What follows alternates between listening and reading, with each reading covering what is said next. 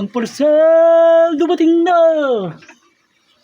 Hello YouTube people, meron na po tayong bagong parcel na dumating. As you can see, maliwanag na maliwanag. Si Megatron yan. Ito po yung ST-04 Destruction Warrior. Ginagawa po natin itong ating mga unboxing review to para sa mga interesado po na maka-order sa mga ganitong items ay meron na po silang guide. So ito po yung kanyang box, ST-04 Destruction Warrior na si Megatron po yan. Ito po ay kumbaga tinatawag nilang KO or copy ng straight copy ng Studio Series 86 na Megatron. Nakikita niyo po yung tank niya. At ang nagustuhan ko po rito, ito yung logo nito, napakaganda po ng pagkagawa. Then sa kabila ng box, ito po makikita nyo. Then sa kabila, yan. Makikita nyo kung paano mo store yung kanyang mga weapon sa likod niya. Na lahat ng mga accessories and weapon na kasama ay may lalagay natin dito. O nakita nyo yung itong gun na Megatron na may logo siya ng ng Decepticons doon. Kinuha nila yung picture doon sa original. Halos some differences lang ng original at ito. Halos parehas sila. So sa kabila naman, sa baba, ito ang makikita nyo sa box. Then sa kabila, ito. Napakaganda ng logo na to. So, para hindi na tayo masabik sa makita yung anong laman ng box, once na naka-order tayo ng ganito, ay bubuksan na po natin. I-open na natin para makita nyo yung kung anong laman ng box. Kaya unboxing po tayo dyan. Papakita natin yung mga articulation niyan. Then, kanyang mga accessories.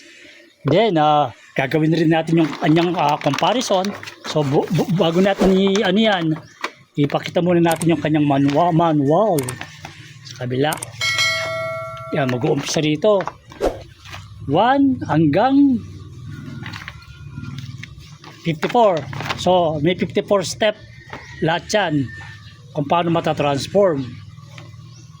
Ayan, yung kanyang transformation sequel na igagawin din natin video, pero ngayon for lang tayo, unboxing, then comparing, comparison. So pagka binuksan mo yung kanyang clamshell, yun ang makikita nyo sa box yan. So out of the natin clamshell, ito yung kanyang cannon, weapon, accessories, and Megatron itself. Tatabi na natin itong kanyang para ma-review natin ng ayos. So, as you can see, nakikita nyo kung gaano siya kaangas. So, close up, na napakaganda ng niya, ng talagang sculpt ng kanyang face ng pagkagawa. Na halos hindi naman po nagkakaiba ng sa original yan. Kumbaga halos pares street copy. Minsan nakakatalo lang sa ganyan, material na plastic ginamit.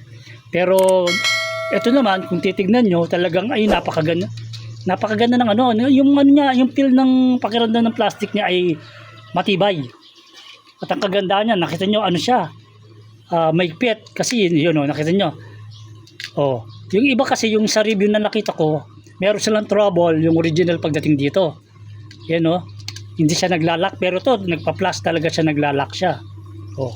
Kaya kung titingnan minsan yung sa mga replica ng ganyan, kasi kung ano yung pagkakamali or napansin ng mga consumer dun sa original, pagka gumagawa ng mga replica, ini-enhance nila.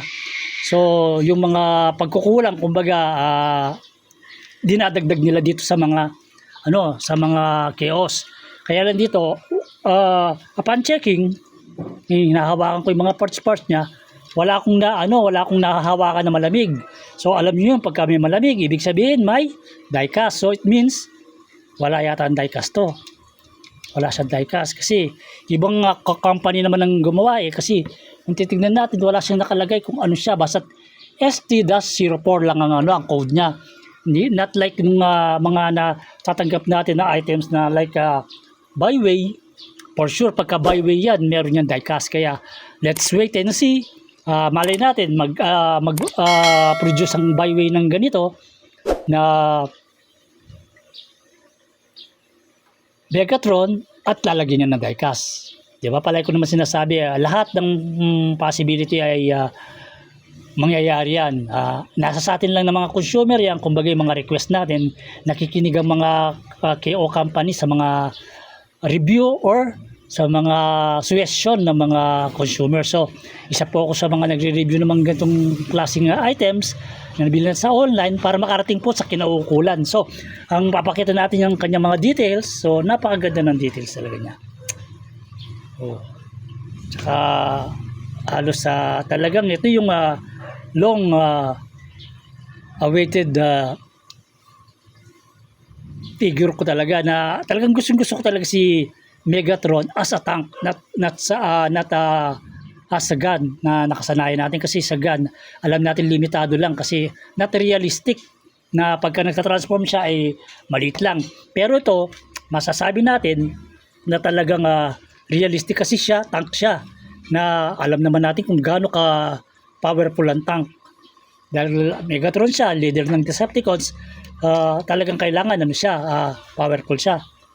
Oh, meron siyang rito, ayan, yung articulation, pakikita natin from head muna. Ang head, ang sculpt niya napakaganda. Oh, naikot natin ng 360. Nayuyuko ng ganyan, ay gaganon. Nayuyuko natin ganyan, natitingala. Then sa kanyang kamay naman, parang may pagka-ratchet. Yan may mga tunog na maririnig mo, naglalak siya. Meron siya, yan, ganyan. Naiikot niya, dito naman sa side. Yan, hanggang ganyan lang ang ang nararating ng kanyang balikat. Then, itong dito, natitwist natin yan, 360. Dito, nabibend natin hanggang ganyan ang bend niya. Kaya kung titignan sa side view, hanggang ganyan ang kanyang kayang i-bend ng kanyang braso. Then, sa kamay naman niya, natitwist natin yan. Then, ang kagandahan talaga sa ginagawa nila, meron na silang articulated finger na dating hindi po nagiging present sa mga ganitong mga sizes. Like this one, sinasabi nila na leader class, ang sukat, pero kung titignan mo siya, nasa lang siya Voyager size lang yan makikita niyo yung finger, at yung tatlo magkakasama, yan, magkakasamang naigagalaw, at yung isa meron siyang individual, kaya pwede niyang gawin yung manuro, yung halimbawa, yan, pinpoint, yan, nakikita niyo na meron siyang ganyan. So ngayon dito naman tayo sa hips.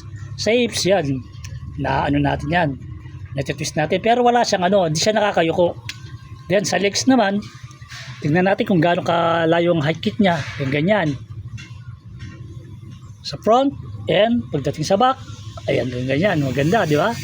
Napakaganda. Ngayon, itong skirt niya rito, natataas yan, at kagandahan dito ay natatago rin natin dito. Kaya kung gusto nyong medyo slim type ang dating niya, ganyan, pwede rin. Nakatago yung kanyang skirt sa likod. Ngayon, makikita natin yung pagka hanggang saan na makakarating hanggang dito, hanggang ganyan. So hanggang ganito. So possible sa kanya yung Gundam style na pag-spread ng kanyang paa. So dito naman tayo sa knee. Balik natin do sa proper orientation, kasi ganyan ang proper orientation ng kanyang skirt So dito naman sa kanyang tuhod, kung paano ang kanyang articulation, hanggang ganyan. Nabibend natin ng ganyan. Ganyang kalayo. Ganyan. Then sa kanyang paa naman, yung kagandahan niya, meron siyang naigagalaw natin ang ganyan ng paa niya. Kaya kahit na side view mo siya ng ganyan, nakaganyan, possible na magawa yung mga posing na kumbaga ini-imagine nyo. Ganyan ang niya. So ngayon nakita na natin yung kanyang articulation. Ang mga accessories naman, ang isi natin, ito yung kanyang cannon. Napakasimple lang yung kanyang cannon. Kung titignan nyo, talagang yung typical na cannon ni Megatron. Then ito lang ang niya, kumbaga naigagalaw ito ng ganyan due to transformation. Naigagalaw lang ng ganyan yan. Yun ang pinaka movement niya. Ngayon, i-attach natin ngayon dito. Yan. Na napaka-tight ng kanyang Di ba yung Mostly, ganyan yung ano niya. Sa makikita natin, di ba nakaganyan siya? Oh. Pagka tututok niya, di ba, pagka ganun. Hindi naman siya, hindi niya tinututok na nakaganyan si Megatron eh. Hindi niya tinututok yung canon niya na nakaganyan eh. Always ganito rin. Oh. Ang kagandaan yung kamay, dahil natitwist mo. Oh. Di ba? Oh, possible na possible yung mga ini-imagine natin na posing na pwede natin gawin dito sa kanyang braso. Oh. Tapos yung kamay niya natitwist, then another accessories na kasama ay ito. Yung kanyang ito muna. Dahil hindi nga nagta-transform na into gun itong bagong Studio Series 86 na Megatron. So, ang pinakaiba lang dito, nakikita nyo, pakikita ko yung box.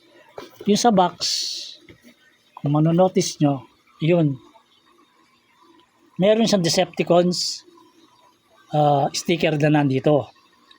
Meron siyang Decepticons stickers na nandito. Yun, wala. Kaya ibig sabihin, kinuha nila yung picture na to dun sa original. Pero, pareho-pareho. Na itong kamay na to, ay masasabi natin na possible na mahahawakan talaga niya. Hawakan mo ang sarili mo, parang gano'n Megatron. Yun o. Possible na mahahawakan niya. Oh. Nakita niyo kung gaano kaganda. Kaya kung kahit hindi na natin siya na-transform into gun yung as original, binigyan naman tayo ng gun na Megatron. Kaya ito, kaganda nito, dun sa mga ibang figure natin, pwede natin siyang masasabing pahawak, kumbaga kung gusto mong mag-transform into gun si Megatron, kumbaga sa playability. O ito ang nangyayari. Ngayon, pagka gusto niya mag-transform into tank, yun, doon lilitaw yung angas niya, na napakaangas yung ang figure na to. So, kung nakita niyo yan, so, gun, then, another one, ito, siguro ito, familiar kayo rito. Ito yung kanyang Energon Sword na ginamit niya to doon sa Transformer the movie nung niya si Optimus Prime. Kaya lang ang nito medyo may kasikipan to pagka pahawak mo sa kanya, nakita mo, yun o. Kailangan pagka hahawakan niya to, talagang ipaforce mo siya na pag ganyan ng niyan, tulak. Itutulak mo siya ng pag ganyan para mahawakan niya. So, migpit eh. Yan o, nakita niyo tumunog, yun. Napaka-secure. Tapos, pwede nang hawakan yan. Madali na naman tanggalin, ganoon rin kung paano may hatakin lang. Pero, upon checking naman, wala naman ako nakitang stress mark dito. Kumbaga, wala tayong nakita na parang na-piersa siya. Big sabihin, possible, talagang maigpit lang. Kumbaga, itong toy na to, hindi po para sa mga kids na, kumbaga, para pahawakan, masyado po siya maigpit.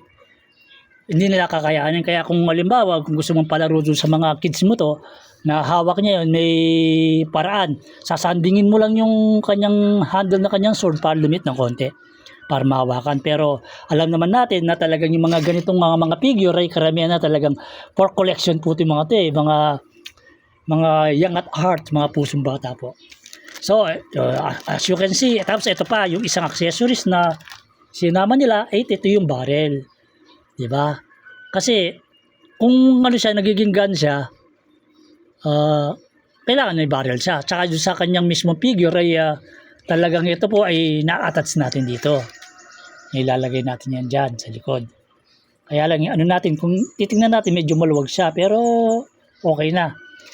Para yung kanyang perfect, kung makikita nyo dun sa picture na ganyan po yung kanyang orientation ng kanyang gun na nasa likod. So, kung tatanggalin po natin yung mga nakahawak na weapon sa kanya, yung possible na talaga masasabi natin na ma-store natin sa kanya, pag nasa nasa robot form siya, ay possible. Yan, nakita niyo yung ganyan. So, ito yung sinasabi ko, dahil maigpit to, pinilit lang natin. So, tignan natin kung talagang hindi siya magkakasunod ng stress mark. Pag tinanggal natin, yun. Oh. So, tignan nyo. Wala siyang stress mark. Wala siya, kahit dito wala. Talagang maigpit lang, pero kung halimbawa talagang gusto nyo talaga na, either dalawa. Ito sasacrifice nyo sa sandingin, gagawin yung luluwagan nyo to, Or ito, pero ako ang suggestion ko ay ito na lang ang pakialaman natin. Itong kanyang ah,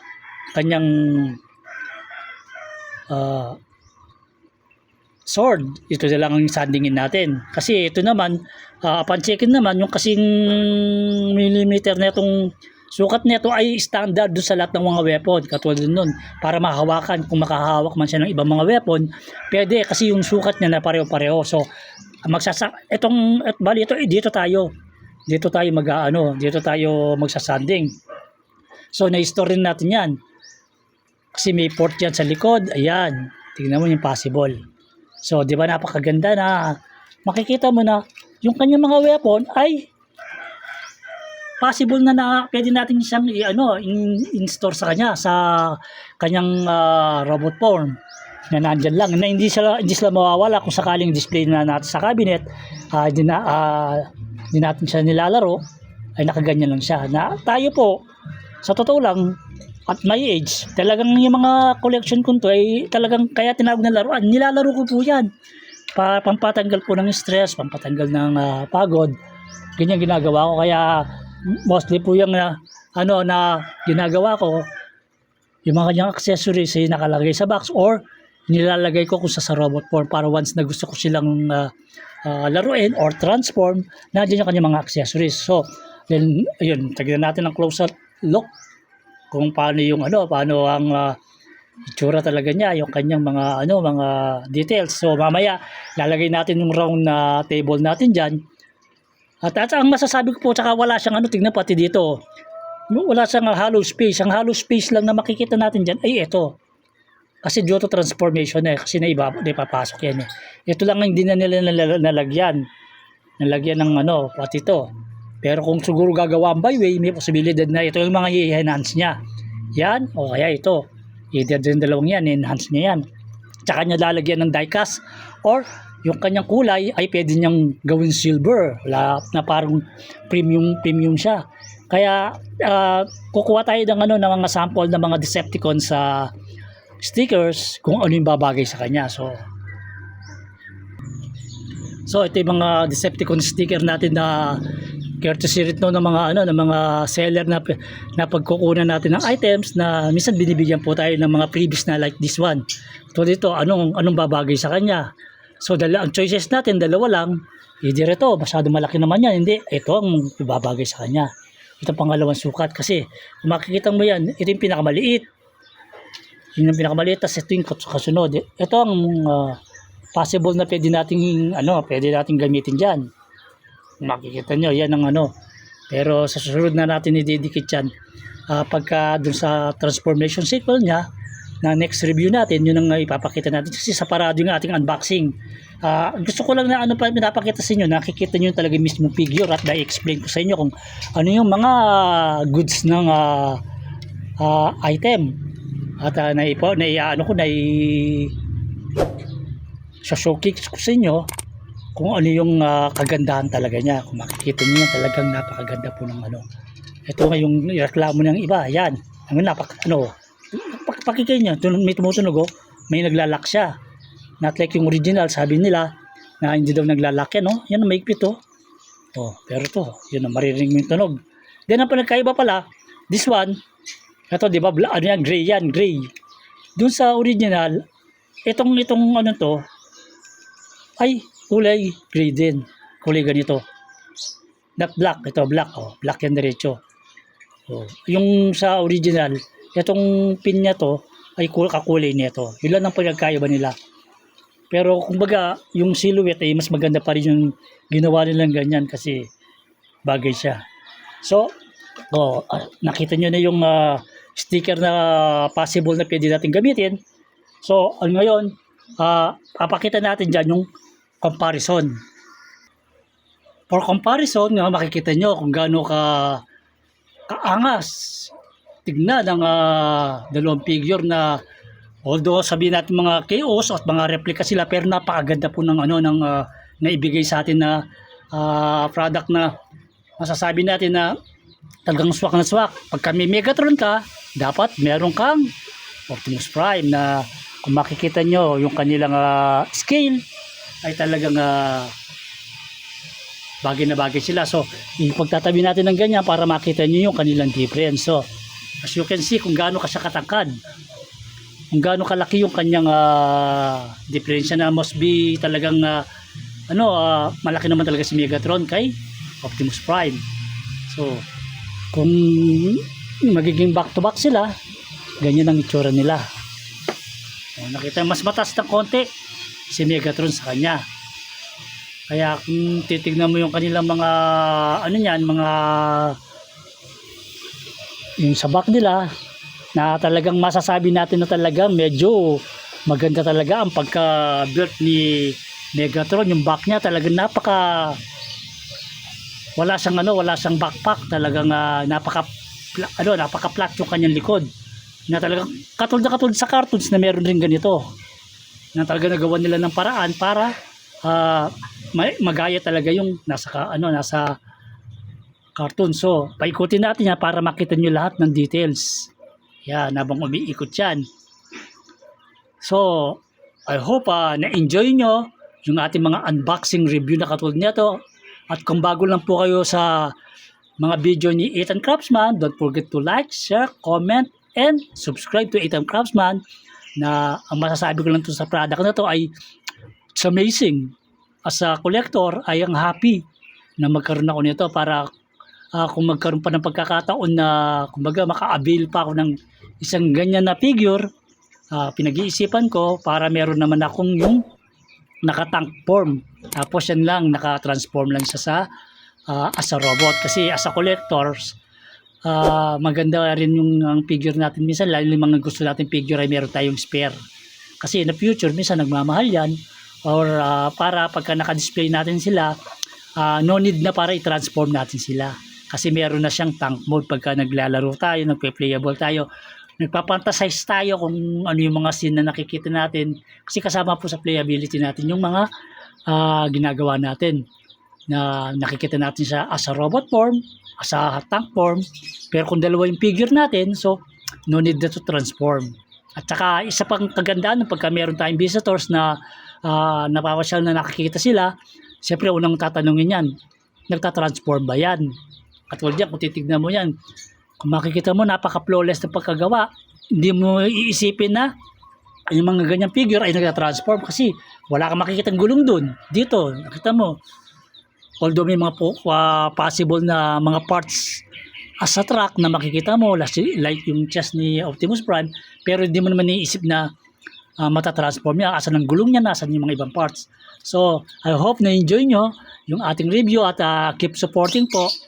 Isa lang masasabi ko sa ating na purchase, it's amazing, panalo po. Kaya lagi pong tandaan ng paalala ng inyong abang lingkod na si Ethan Craftsman. Enjoy, keep safe, and God bless!